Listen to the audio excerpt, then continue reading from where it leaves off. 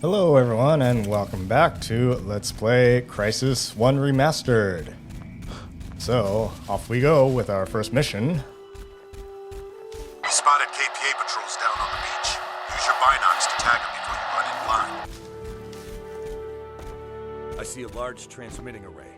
That must be the jamming station. Okay, so we are coming up to our first major objective here. There is a transmitter down there, just beyond those huts. See some Koreans. Yep, some Korean jets. I believe there's a patrol boat out there. Looks like a couple of Koreans down there itself, so we're gonna have to sneak our way in. Maximum armor. I recall what a big deal it was in this game that the foliage reacted to you as you brushed past it. So if you move past like these palm fronds or, you know, through the bushes, they kind of move, right, as you move through them. It was probably one of the first games, if I recall, to have really that level of physics in such an open environment. I mean, even today, a game engine rendering a fairly large map like this with a thick jungle environment is not really easy. And you know, doing it in such a way without it looking copied and pasted all over the place is tough. That said, I mean, like the Tanoa map in Arma 3 did a pretty good job, but yeah, it didn't feel quite as immersive. All right, so we need to shut down this transmitter here that's jamming us. We can either blow it up or turn it off. Oh, we got a guy over there.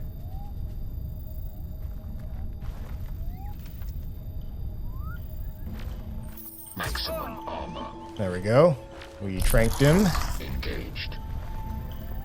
So let's go up there and finish him. Finish him. Fatality. We'll just, you know, shoot him in the head. Maximum armor. Grab his weapon, or his ammo, more specifically. Engaged. Alright. There's a guy over there. You'll notice at various places there are these red barrels, which are explosive, so you can shoot them and they'll explode, or you... Nomad, we're blind here until you find that jammer. Okay, just give me a minute, alright? Yeah, so you can shoot them and they'll explode, or you can actually grab them. You can pick up a lot of stuff and you can grab it and put it down somewhere next to whatever you want destroyed and then shoot it, and it becomes like an impromptu explosive. It becomes an improvised explosive device, essentially. Let's take care of this guy with our insta-trank darts.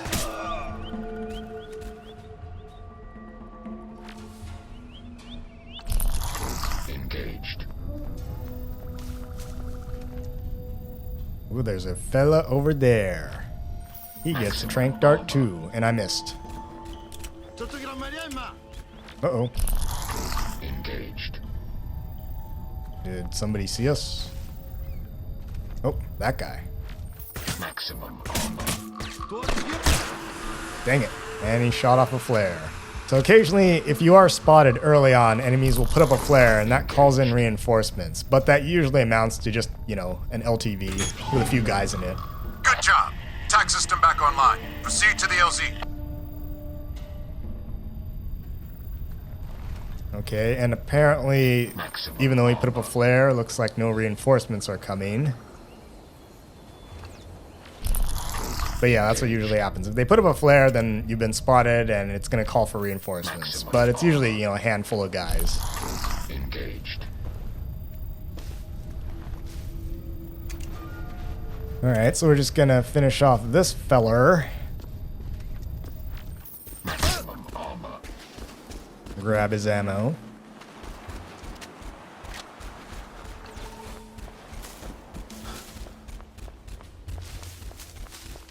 The LZ is overrun.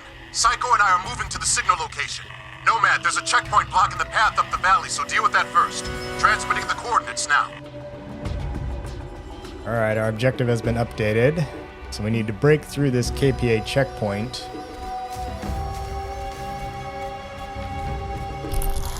Engaged. Alright. We are just moving through this little canyon here. If we go up here, Maximum armor. yeah, at the top of this hill, Maximum strength. we can find some logs judiciously placed here, send them rolling down, and crush those guys. And we missed them. So we're going to take them out with our tactical pistol. There we go.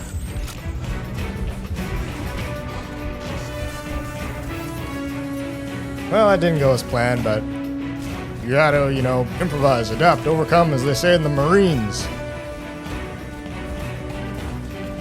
Alright, I'm gonna go to the top of this hill and reconnoiter the beach down below. And we're really just gonna make our way down this coastline here towards that checkpoint, as you see there on the map.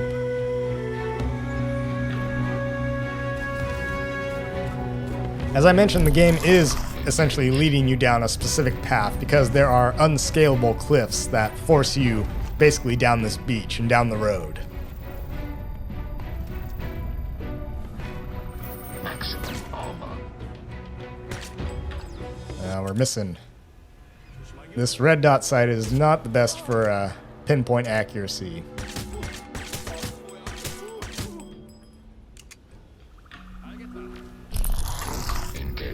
And of course, the suppressor, in classic video game fashion, you know, drastically reduces the lethality of the rounds at range, or in fact at any range for that matter, so you have to shoot them a lot more to make them be dead. Oh, that guy's panicking. He's just blowing away his ammo. You don't want to do that, buddy. These are poorly disciplined North Koreans. Your glorious leader would not be proud of you. Engaged. Kim Jong-un is not impressed. Maximum armor. But don't worry, we shall give you an honorable death. You will be a glorious member of the party.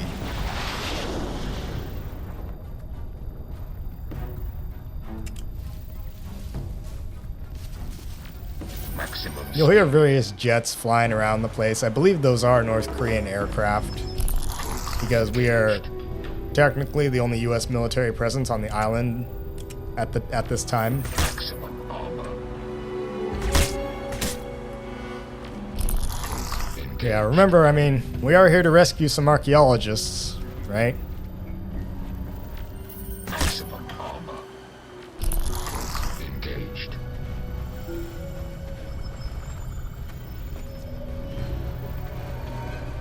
Alright, grab these guys' ammo. Oh, and there's another patrol. You notice that vehicle there, that the KPA used what's called an HMLTV 998 Bulldog. It's essentially, it's a Humvee, right? It's meant to represent like a Humvee, but it's stripped down, right?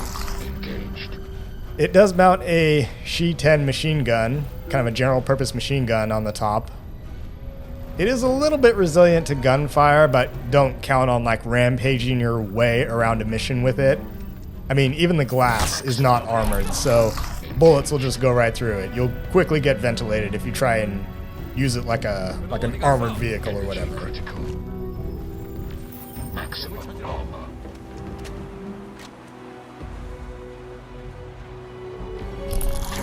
Here these guys come. Oh, he's spot. Nomad, Yeah, find see? cover. Your suit's taking damage.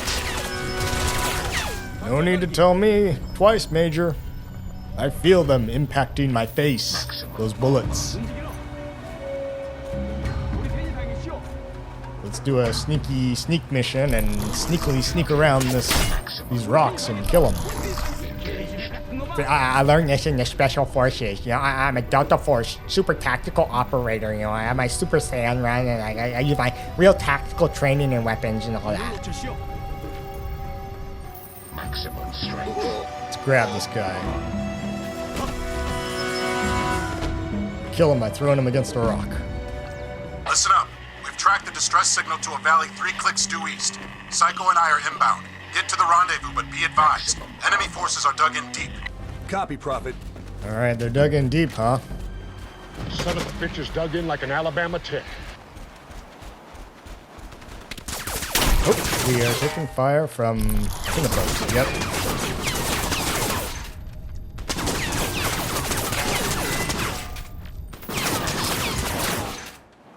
There we go. Snipe that guy.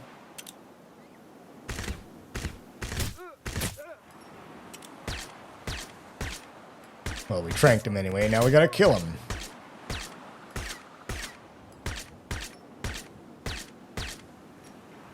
Meh. All right, let's jump on the gun here and light her up.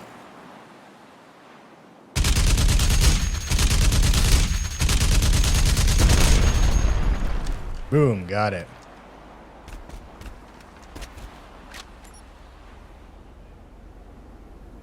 These Bulldog LTVs, they do have a weak point. On the back of them is a jerry can. So if you shoot that once, it'll essentially blow up, or it'll catch fire and then blow up the entire vehicle.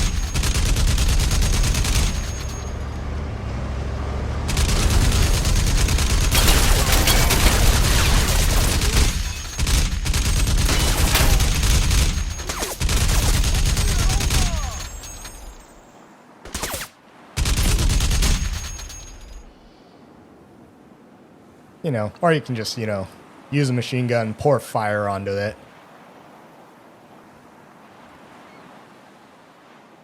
Yeah, I mean, if you put enough bullets into it, it will eventually explode.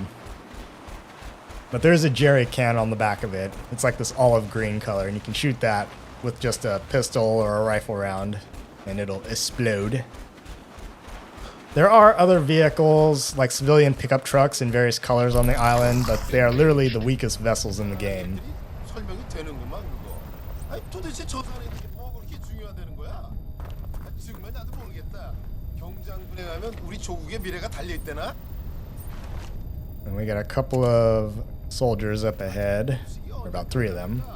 이 섬 자체가 사람을 그렇게 Maximum armor. Engaged. Yep, he just fell asleep mid-sentence. 나도 그래. Maximum armor. Anyway, as I was saying, there are like civilian pickup trucks in various colors around the island, but they are the weakest vehicles in the game, and you can't do anything with them. You can just drive them around. So they are useful as like a conveyance if you need to get somewhere quickly, but they provide 0 protection.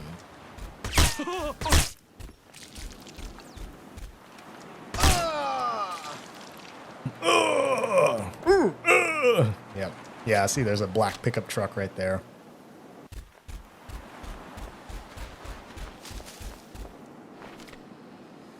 Let's use our binocs, and there's a boathouse over there and a small pier, or a dock.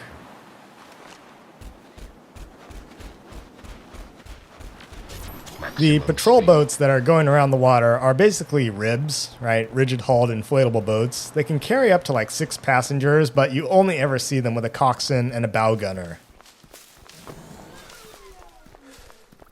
Nomad, I'm reading a lot of enemy activity close to your position. Keep a low profile. If they spot you, they'll call in reinforcements. Thank you, sir. Engaged. Maximum armor. Engaged. One thing I do like about this game, especially when like kind of creeping through the woods here, is that it is really immersive, as I said. I mean, the location of the enemies is scripted.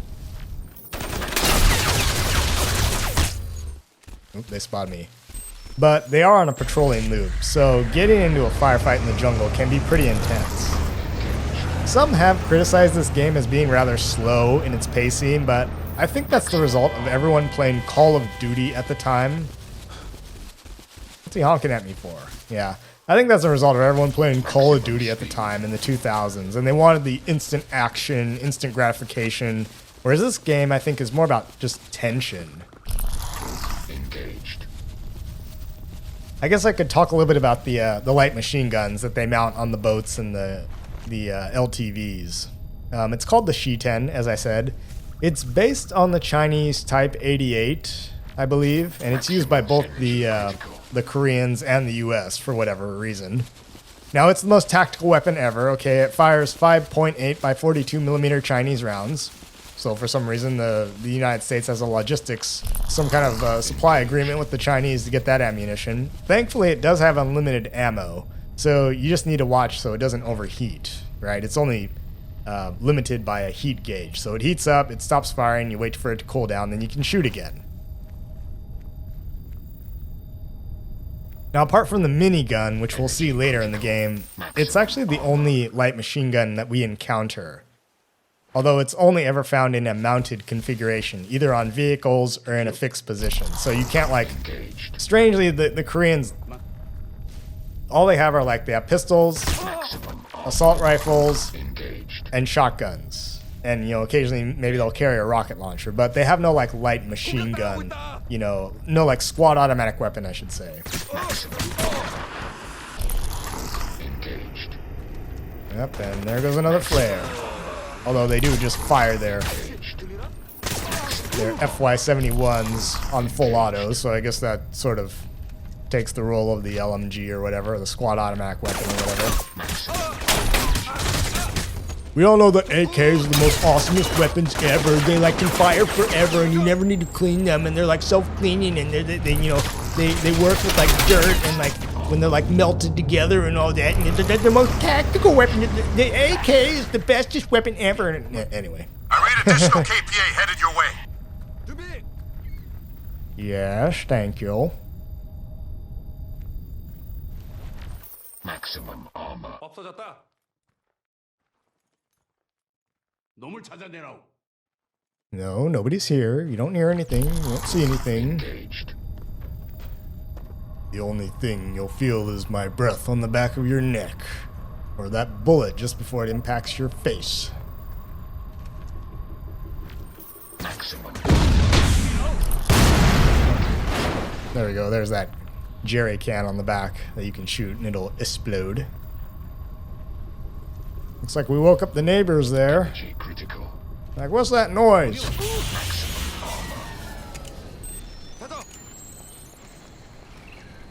뭐지? Engaged.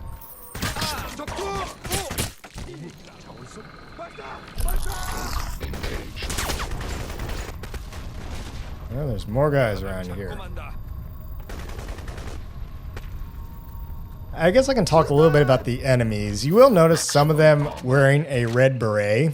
These are not paratroopers, as the maroon beret is commonly associated with airborne troops, but the guys with the red berets are squad leaders.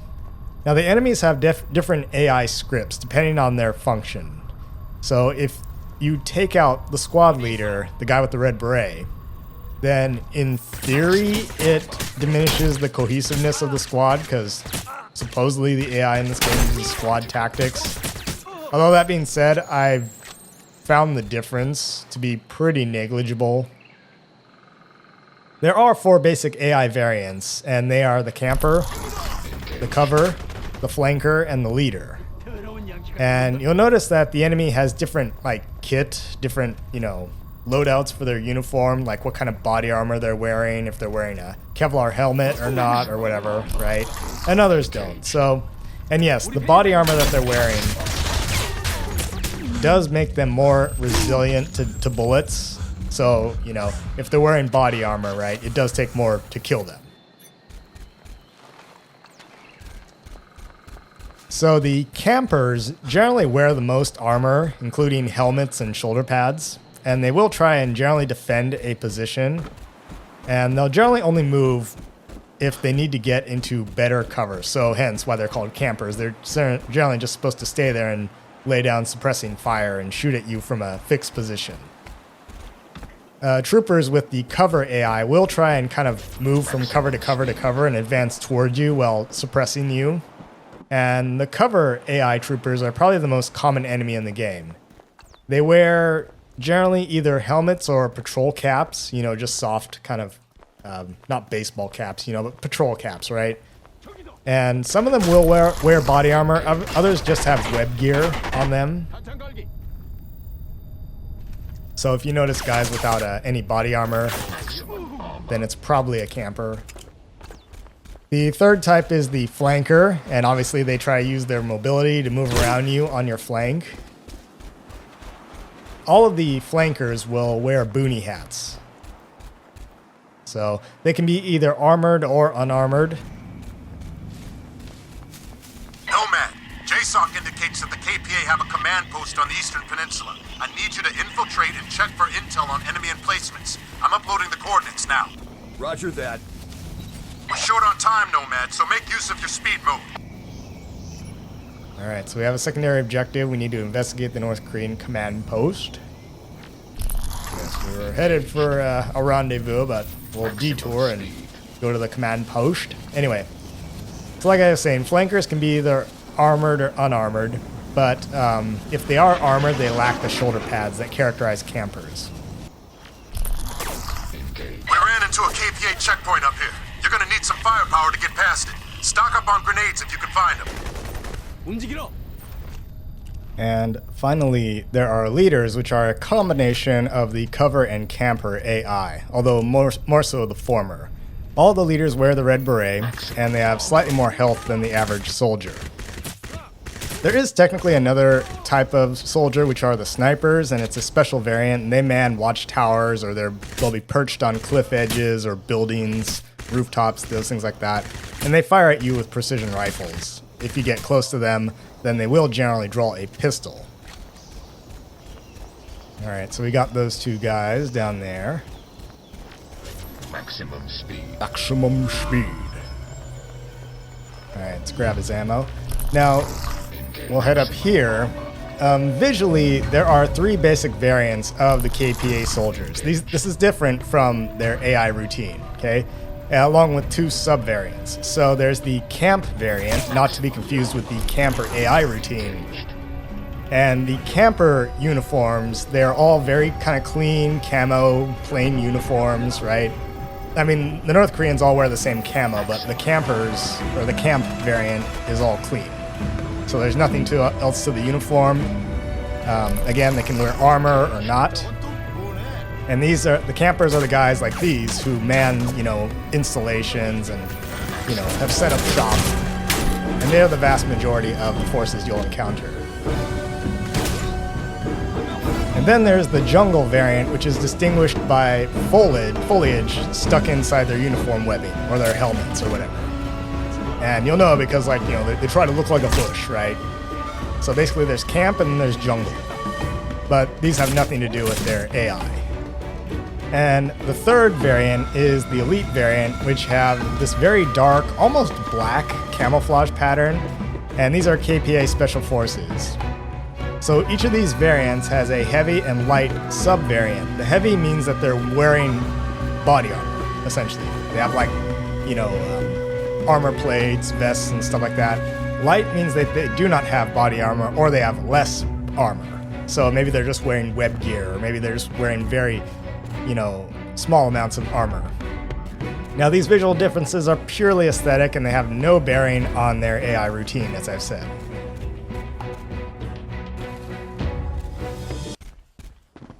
Alright, so we took care of these guys. I'm not going to use that truck. No point. I'm just checking around, seeing if there's any ammos here's. I got lots of crates and stuff like that. There's some ammo. There's some grenades. Alright, so now we have grenades. We have 3 of them. These are your standard issue fragmentation grenade. And you will get several different grenade types, and I'll explain that later on. But right now we only have explosives. High explosive grenades. Frag grenades. Whatever you want to call them. The other types are flashbangs and smoke. Alright, let's move up here. Take the high road as we make our way towards the command post. I guess I'll talk a little bit about special ops and those types. Now, I am not an expert, okay, but from what I've read... Yep, just moving on. From what I've read, the tier system, right, the tier 1 operators, yada, yada, yada. You're closing in on that command post. I suggest you switch to cloak and sneak in undetected. Yeah, well, too late. They just discovered me. Someone's blasting at me with a machine gun. He's being very rude, I must say. Most ungentlemanly like.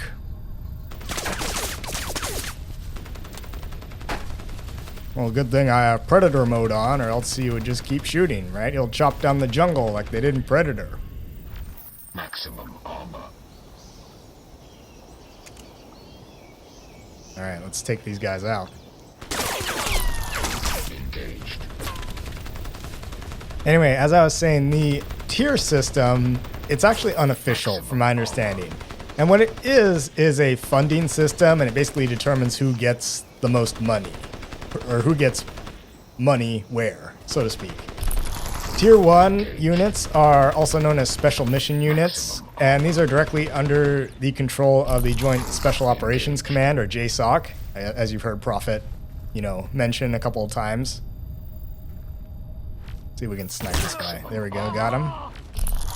And the Tier 1 units, the special mission units, are tasked with highly classified operations which are critical to national security, and they do all the high-speed tactical stuff and yada yada yada. So they would take out high-value targets like Bin Laden. And these would be units like Delta Force, SEAL Team 6, also known as DevGRU, right? Naval Development Group. The Air Force 24th Special Tactics Squadron, Army Intelligence Support Activities, and so on. Those are Tier 1 units. And most of the people in Tier 1 are recruited from Tier 2 units. And those are kind of like your other, lesser special ops units, right? Those are Army Special Forces groups, the 75th Rangers, the Asymmetric Warfare Group, the various other Navy SEAL teams, right? The Marine Raiders, the Marine Force Recon, Air Force Combat Controllers, right? Engaged. There's that. And these units can be integrated with JSOC, but from my understanding, generally they have their own regional areas of responsibility. Like a certain SEAL team or a Special Forces group would be oriented towards a specific region of the globe. Like SEAL Team 10 or the 5th Special Forces group is oriented towards the Middle East. So they would study all about the countries in the Middle East, the people, the geography, the culture, and so on and so forth, right? In case they ever have to do a mission there. Maximum. So some are deployable worldwide, I believe. Like they're not solely limited to a certain region. But many of them are.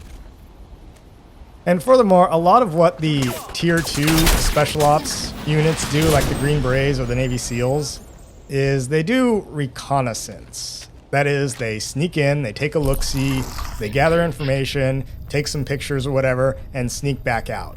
And nobody will ever know that they were there. So that's mostly what they do, right? If they get into a firefight, then their mission is compromised, and the intel that they gathered is more or less worthless now. So the enemy might change their timetable or change things up. They realize we've been spotted or we've been compromised, right? So a lot of what these guys do is just reconnaissance. They'll be sitting on a hillside with a pair of binoculars and... Prophet, I'm inside the communications trailer. Check those terminals. See if you can access their tactical network. Sir, yes, sir. Okay, you too, yes. Maximum. There we go, blew that guy up. Campers also usually man the fixed weapon emplacements. So, again, they wear the most heavy body armor. Alright, before we do that, let's take care of these guys. Oh, that's a grenade. So like I said, they'll be sitting on a hillside, counting the number of enemy tanks, helicopters, whatever, right? How many people there are. So if you've seen the movie like Lone Survivor or read the book about Marcus Luttrell, he was part of SEAL Team 10, taking part in Operation Red Wings.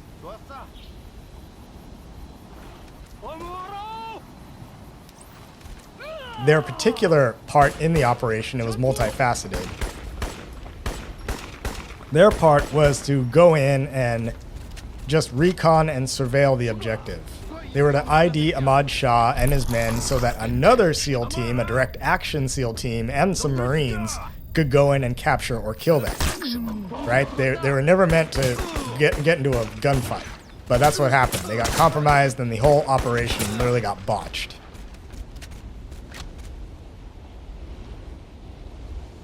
And I guess there's technically a tier 3, and these are more conventional, large-scale infantry type units like the 82nd or the 101st Airborne, or Marine Expeditionary Force, special ops capable, right? 10th Mountain Division, and so on. Those aren't technically special operations, but, you know, they have specialized skills. You know, not every infantry unit is airborne, right? Not every, you know, unit of Marines is special ops capable. Not everyone is in the 10th Mountain, and so on. So there's that. You see one of the cruisers out there.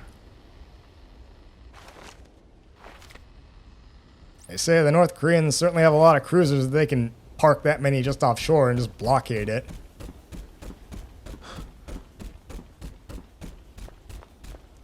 Ooh, am I being spotted? Is there another guy over there?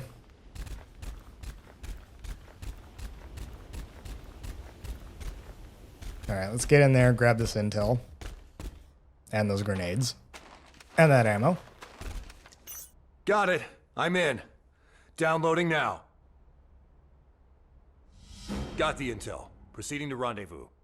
Good work, Nomad. Who's this handsome devil? According to these reports, they evacuated the entire civilian population in a matter of days. What the hell are they hiding? It gets better. Looks like General Ri Chong-kyung is in charge of the whole operation. If you thought this'd be easy, think again. Kyung means business, and he's got the KPA's elite special forces unit watching his back. I ate green berets for breakfast. And right now, I'm very hungry. Not General Ri Chong-kyung. That was what I was afraid of. He's your worst nightmare, times 10. Alright, let's make our way through the checkpoint into the rendezvous. Anyway, continuing on, it's important to remember that the tier system is not official, and it's a funding system, right? It doesn't mean that you would use a tier 1 special mission unit for every operation under the sun, nor are tier 1 units, you know, the most badass ever, right? The point here is that all these units have something that they specialize in, but at the end of the day, you know, you could say that there's sort of a commonality in their skill sets, right? Like whether it's Delta Force or SEAL Team 6 or whatever, they probably are all trained in parachute insertions and reconnaissance and underwater infiltration, right? If you had like a mission in the maritime environment, yeah, you could probably use the, you know, Delta Force for that, but ideally you would want to use the SEALs. But, you know, maybe they're not available or whatever. And I think the terms elite and special ops gets thrown around by the general public a bit too much. Like, seriously, like every time you turn around, there's another unit that's elite. You're approaching a line of KPA defenses. Use grenades to blast your way through. Maximum armor. Okay, whatever you say. There, we blasted our way through. Maximum armor. But every unit out there is like elite or something, and every operation outside of the normal daily military operation is a special op or whatever, right? From my understanding, again, I'm not an expert, a special ops unit just means that this unit has a particular skill set that's outside the normal capabilities of your average unit. Not all of special ops units are commandos. Nomad, get to the rendezvous ASAP. There's something here you need to see. What have you got, Prophet? Just get up here. You wouldn't believe me if I told you. On my way. So yeah, I mean, not all of special ops units are commandos who rappel down buildings and kick in the doors and shoot up the place and bag the HTV or whatever, right? There are special ops units in the US Coast Guard, you know, that are basically like, you know, high-speed SWAT teams, right? There's MSST, MSRT, Port Security, TACLET, whatever, you know. There's even the National Strike Force, which aren't even like commandos. They're basically a really specialized hazmat team. They respond to like chemical spills and nuclear, biological, radiological, you know, contamination and stuff. They don't go in with guns and stuff. Yeah. So I don't know, it just sounds cool or whatever, right? But they have a particular mission outside of normal like Coast Guard operations, right? Those are special ops units within the Coast Guard. right? And people don't generally view the Coast Guard as very high speed or, you know, doing sexy tactical stuff like, you know, Delta Force or SEALs or whatever, right? But those are special ops units.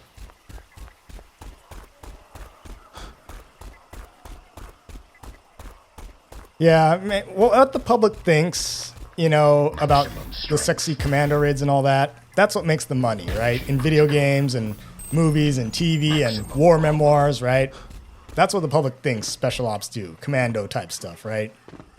Crawl around the jungle, being ultra tactical, because that's what makes the money in publishing and movies and TV and video games.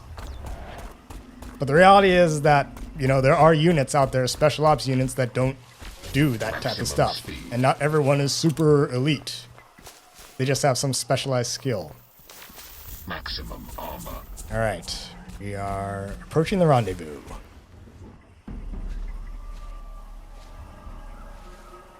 About time you showed up. You believe this? Looks like someone had a little trouble parking their boat. We seem to have hit a dead end. I've lost our secured channel to JSOC. Too much electrical interference on this island. Hey, boss! I got something. Topographic map.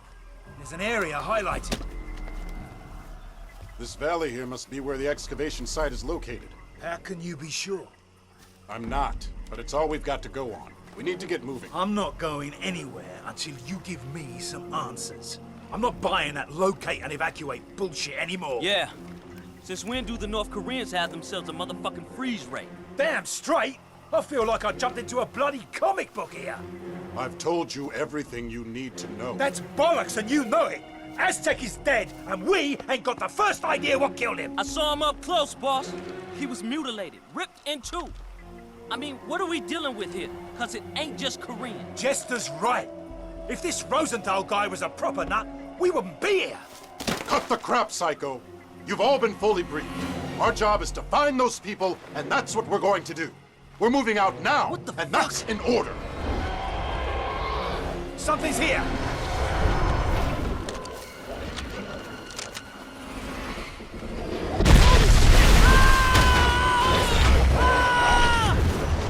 It's got Jester! We have to go! We have to go now!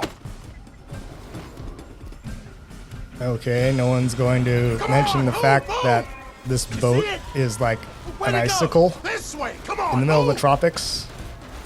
Whatever grabbed Jester there looks like one of the tripods from War of the Worlds. And it kind of looks like the thing that hit us when we parachuted in. Bloody hell, did you see that thing? Stay on track! We gotta find Jester! To the east! Let's go! Let's go!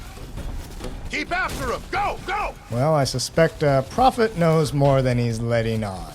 But he says we've been briefed, so, oh, yes, sir. Well, we got some dead Koreans here. Come on! We need to find Jester! Let's move out! Let's move out! Move out! Hut, hut, hut, hut, hut.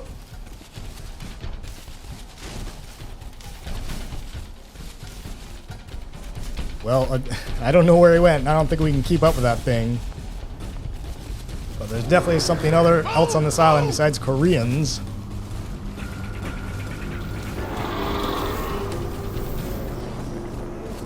Alright, well, off to the next one.